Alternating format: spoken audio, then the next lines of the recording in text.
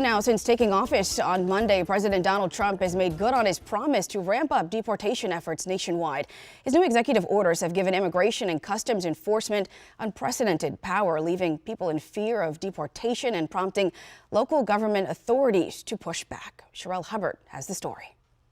As people across the country have been bracing for aggressive immigration policies promised by the new Trump administration, we have to have legal immigration. A Chicago elementary school was in the spotlight Friday. We will not open our doors for ICE, and we are here to protect our children. Chicago public school officials trying to reassure families that undocumented students are safe after officials say Immigration and Customs Enforcement, or ICE, agents attempted to gain entry into an elementary school. In a statement, ICE denies it was their agents. The Trump administration's new policy that allows ICE to enter schools and churches is drawing outrage. I find that to be unconscionable and reprehensible. There's so much confusion and chaos that they are scaring families that are here legally. The mayor of Newark, New Jersey, says his city was, quote, unlawfully terrorized by federal agents during a raid at a local business. Surveillance footage shows several federal agents around a New Jersey seafood distributor and putting at least one person in the back of a vehicle Thursday.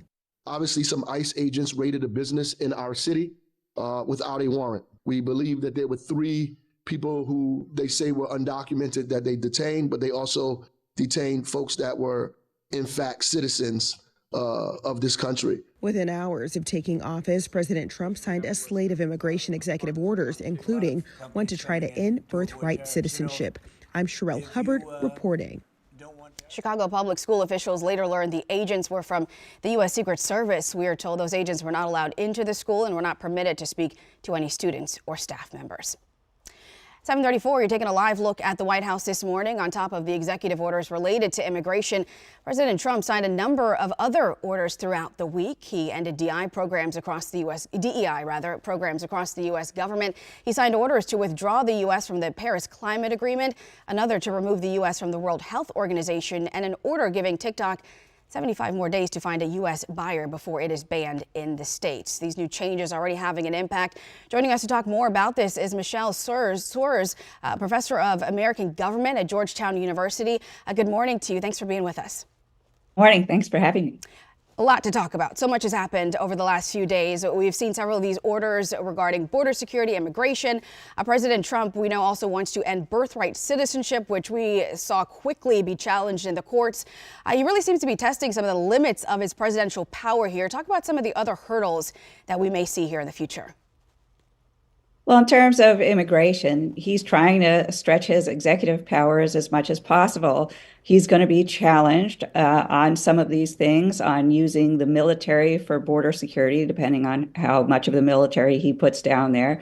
He's declared a national emergency, so that allows him to do it. He's clearly going to be challenged, as he has been right away, on birthright citizenship. He'll be challenged on his efforts to end some of the legal programs, because he's trying to stop asylum, refugee processes. So all of these things will be challenged in the courts. When it comes to DEI programs, eliminating those within the federal government, what are some of the broader implications here for workplace culture and equity? Well, he wants to get rid of what he calls the deep state, and he also wants to get rid of DEI.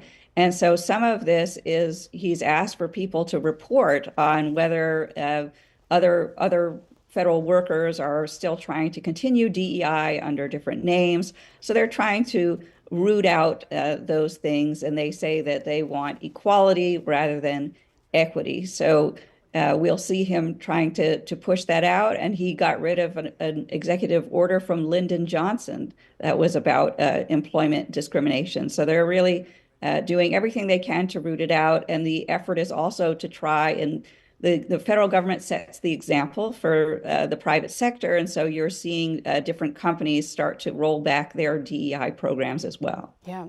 We know President Trump also put an executive order out to end all remote and telework for federal workers. What are we going to see here over the next month or two? And I know there was some confusion about the terminology remote versus telework and who all would be impacted.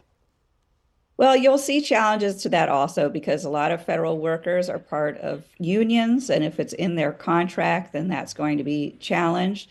And there'll be challenges to implementing it because some offices don't have the space for that many workers to be returning. But there's language in the order about if it is a part of the contract, if it's at the discretion of the head of the agency to make exceptions. So we'll have to wait and see to what extent that gets implemented. But it's designed to both get workers back to the office because they feel that would be more productive, and also to deter workers because the Trump administration feels that the deep state is not aligned with his goals, and therefore he wants to have federal workers more under his ideas, and that's why he's also trying to implement something that they've called Schedule F in the past, which is to make more of the civil servants actually politically appointed. Mm-hmm. I want to switch gears just a little bit. This week, the president toured some of the recent disaster areas in the U.S. He floated the idea of getting rid of FEMA. What would this potentially mean for states if they would have to handle their own disaster responses? So it's not clear yet what he means by that, but it could be that he's saying perhaps the federal government should give block grants and then the states have responsibility. Maybe have the states take more responsibility and use more of their own funds. So there could be a range of things that he means by that. But he also sometimes says these things because he wants more leverage over the policies of the states. So he's been telling California that he'll give them more aid if they'll adopt policies related to water that he wants and related to voter ID, which doesn't have very much to do with disasters. And then just a few seconds left, but I also want to ask you about some of the long-term implications for the U.S. when it comes to health leadership if the U.S. does end up withdrawing from the World Health Organization.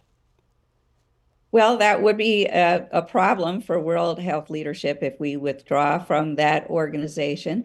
And he's doing a lot of things on the health front. He's frozen the ability of the Health and Human Services Agency to be issuing directives related to communicable diseases. So they're taking a look at these things because they, don't like what happened with the COVID pandemic and trying to make changes. And they also don't so much like international agencies and want them to be pulling their weight, paying their fair share. You see him doing that with NATO, telling them that the European countries need to spend 5% of their own money on defense. All right, still a lot developing here that I know everyone will be keeping a close eye on. Michele, thank you so much. We appreciate your insight. Thanks for having me.